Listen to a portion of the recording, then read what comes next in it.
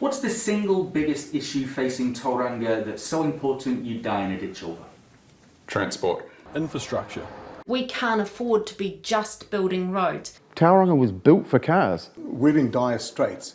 Walk, bike, bus, if you can. People don't want to get out of their cars. Well, with endless immigration, we fill up our roads. Tauranga's endless traffic woes quickly became a hot topic for the candidates running in the city's by-election. And while everybody agrees that something needs to be done, just what the solution is less obvious. Some candidates say, build more roads. We need to look at what comes into our city and what it's feeding, and a lot of that is around the port. We've committed to rebuilding Takatumu Northern Link. That was cancelled by Labour. National will do that stage 2, 1 and 2 up to Omokaroa. We also need to look at some other major pieces, and we will be considering what's happening around State Highway 29 and around the Hewlett's Toll and Totara streets.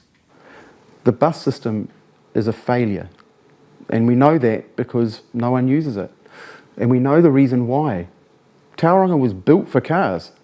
There is no way to retrofit buses and cycleways and force people into public transport. It cannot happen. We need bigger roads, and we can go up if we need to. Other candidates are looking for alternatives to more roads. We can't afford to be just building roads. That is part of the solution.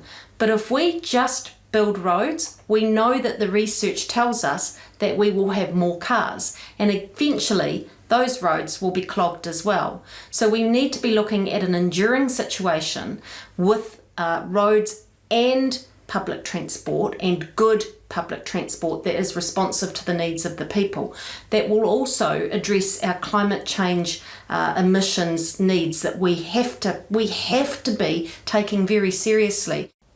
People don't want to get out of their cars, so we need to provide something that's a little bit more beneficial, that's going to be more efficient, and rail sounds really good to me, which could also link with light rail around the CBD to make those connections. And that sounds great, but how would that actually become reality in Tauranga? Well, there's a lot of work to be done. Obviously, it's about looking at all of these options and see which ones are the best solution that are going to be benefit long term. I'm a firm fan of walk, bike, bus if you can, but we don't have a great bus service here either, which doesn't help for people, and the biking needs to be done in a way that doesn't make the traffic problems even worse.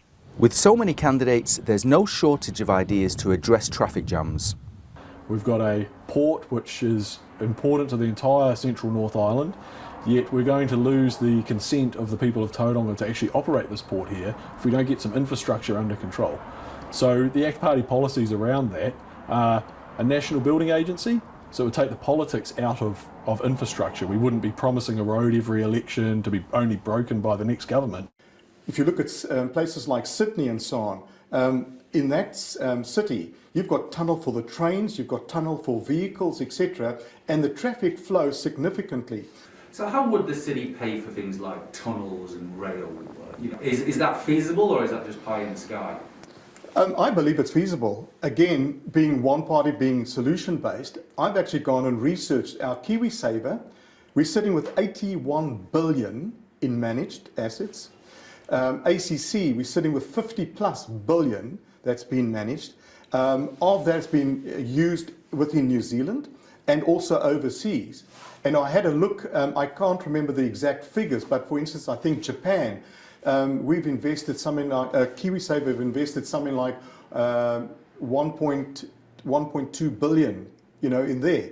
So why do we not go and approach our KiwiSaver, our ACC, and start investing of that funding into the country and investing in our own assets as well? I mean, I understand the concept because I'm a businessman. I understand the concept of profit making and getting a return. But at the same time, that'll help us to get a return within our country, and it'll help to reduce the debt of having to constantly borrow from overseas and elsewhere.